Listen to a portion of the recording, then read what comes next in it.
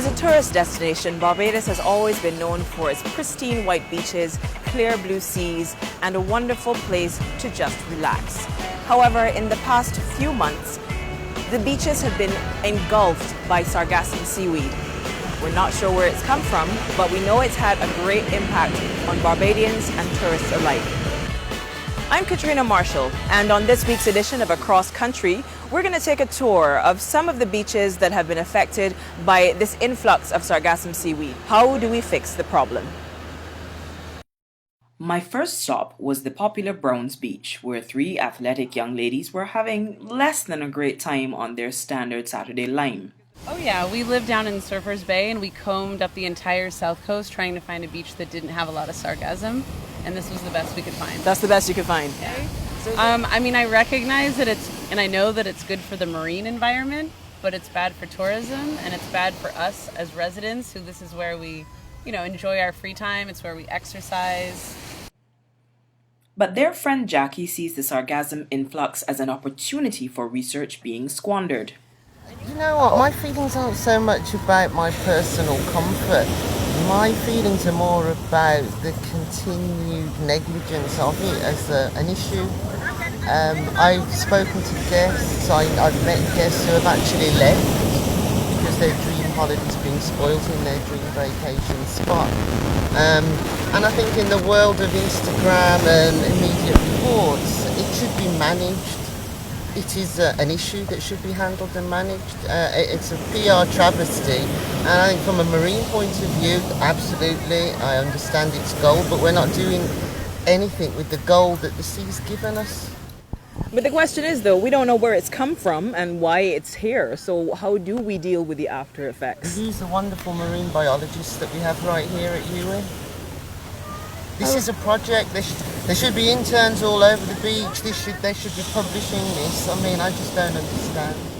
Shelley Mahey and her family have been coming to Browns Beach for ages, and while she admits it's an irritant, she believes nature should be able to take its course. Getting into the sea and trying to wade through the seaweed whilst holding him is the biggest annoyance, because I feel these things wrapping around my legs. And I'm trying to hold him, and I'm trying to squirm, get away, run. But you're still here, though. I am, because it's beach day. So I have to do what I can, and at the end of the day, we can't fight nature.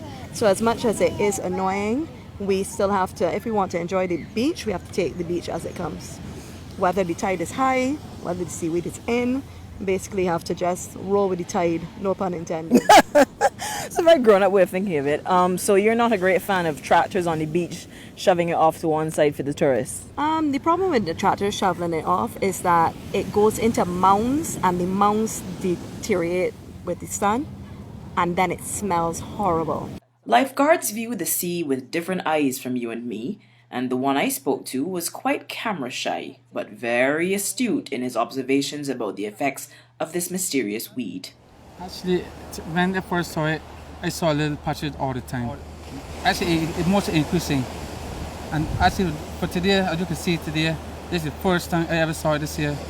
Like this year, this is the worst time since the seaweed coming in. This is the worst time I ever saw it. As you cannot see, but some is buried underneath the sand already. Also, as you see, literally how it coming in here. So at the end here, you see how it coming in. It's changing because something the sea usually comes further in. Right. But when now the sea cannot go past the way because it's that thick. Right. So the sea can only stand where as far as it can go.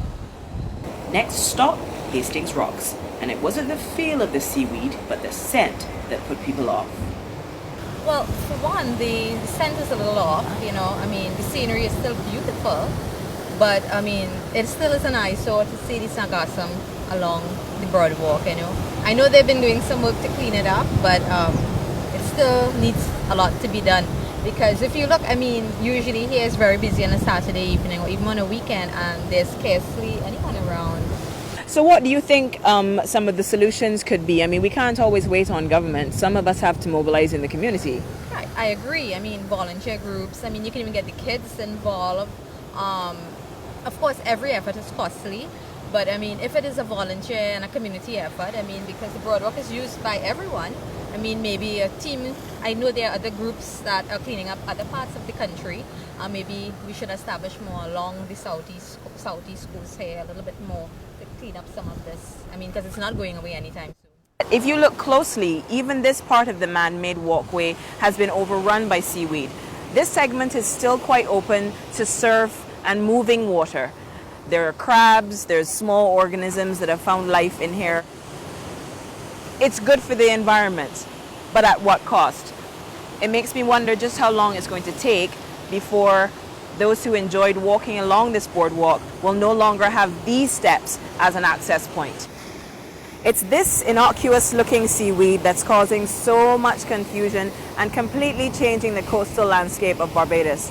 This week on Across Country, I've been up and down the south coast, checking to see how people on land and those who enjoy the sea have been affected by the Sargassum seaweed. Join me next week for another Across Country where we take a look at Sargassum seaweed, the West Coast version. I'm Katrina Marshall. See you then.